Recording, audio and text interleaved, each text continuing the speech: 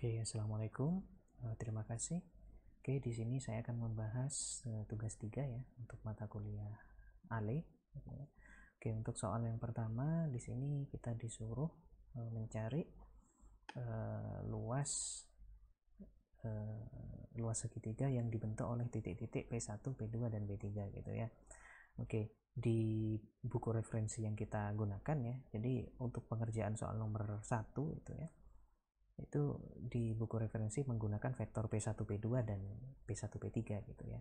Nah, kemudian di sini saya kasih tugas ke kalian ya, bagaimana kalau kita mengambil vektor yang lain seperti itu ya. Contohnya mungkin vektor P2, P1 dan vektor P2, P3 ya, atau opsi yang kedua itu vektor P3, P2 dan vektor P3, P1 gitu ya. Apakah nanti luasnya sama gitu ya. Ya pastinya ya sama gitu ya, harusnya sama seperti itu ya. Oke, di sini saya coba bahas ya, saya bahas untuk opsi yang kedua saja ya, untuk opsi yang kedua. Jadi saya gunakan yang ini, ya. Oke, kemudian langkah pertama ya tentunya kita harus menentukan berapa sih vektor P3, P1 dan P3, P2 gitu ya. Oke, jadi kalau vektor P3, P1 adalah suatu vektor yang dimulai dari P3 dan diakhiri di P1 gitu ya. Jadi diawali di P3 dan berakhir di P1 gitu ya. Sehingga makanya di sini untuk menentukan vektornya itu berarti ya vektor P1 dikurangi vektor P3 gitu ya. Vektor P1 itu 220, vektor P3 itu 043 gitu ya. Sehingga kalau kita kurangi kita dapatkan hasil seperti ini gitu ya. Dengan cara yang sama kita bisa menentukan vektor P3 P2 ya, dengan cara ya P2 dikurangi P3 gitu ya.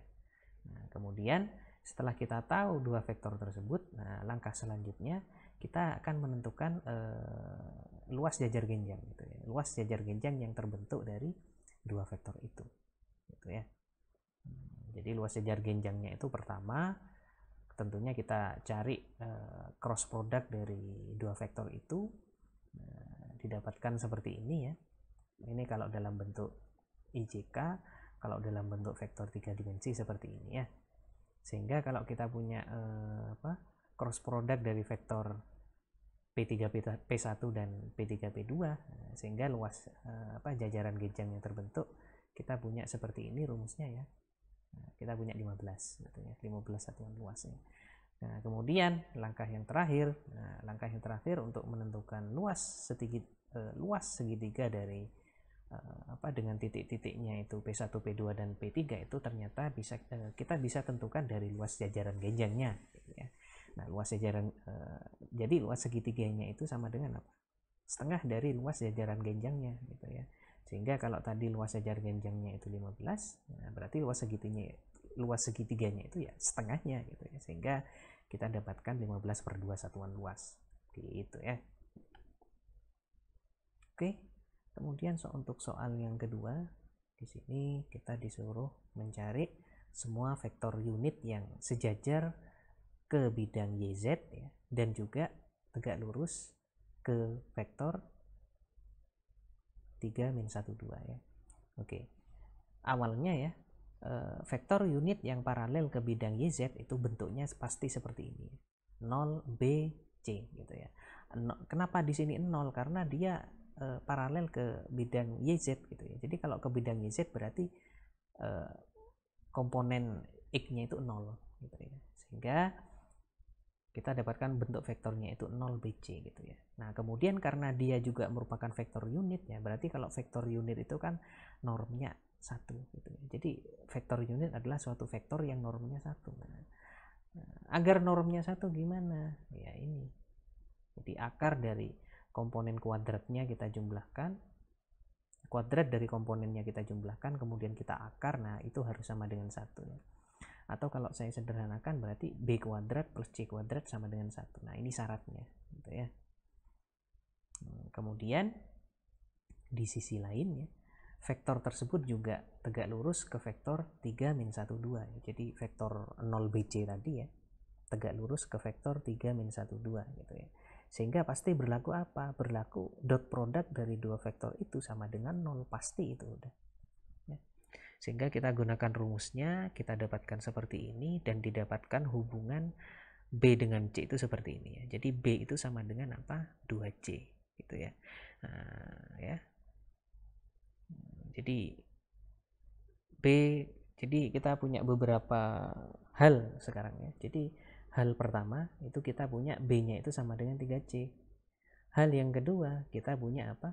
B kuadrat plus C kuadratnya sama dengan 1 gitu ya. Sehingga kita punya persamaan 1 seperti ini, persamaan 2 seperti ini. Nah, coba kita substitusikan persamaan 1 ke persamaan 2 ya. Nah, karena kita punya B-nya itu sama dengan 2C, maka B kuadratnya sama dengan apa?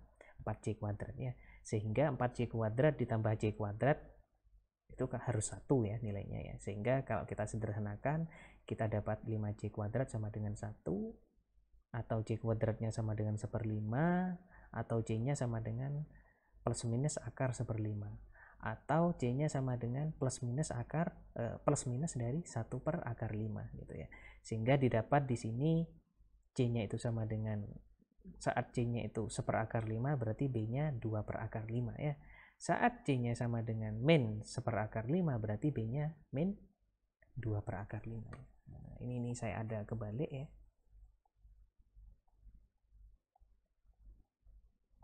Nah, jadi ini 2, ini 1 ya. Ini 2, ini 1. Nah, sehingga kita mendapatkan dua vektor ini, vektor-vektor yang paralel itu ya. Terhadap bidang VZ, YZ maksudnya ya.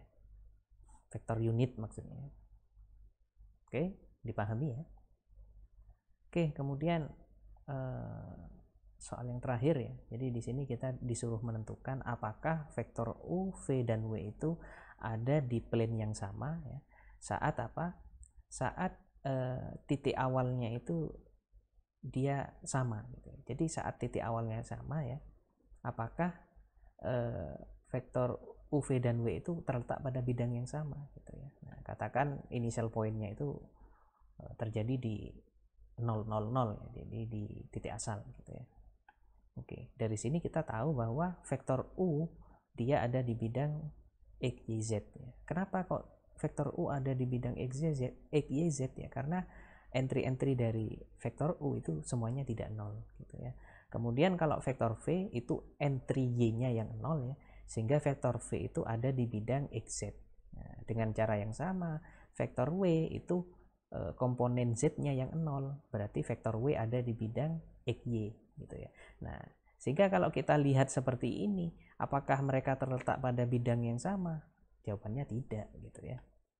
Nah, udah seperti itu aja ya.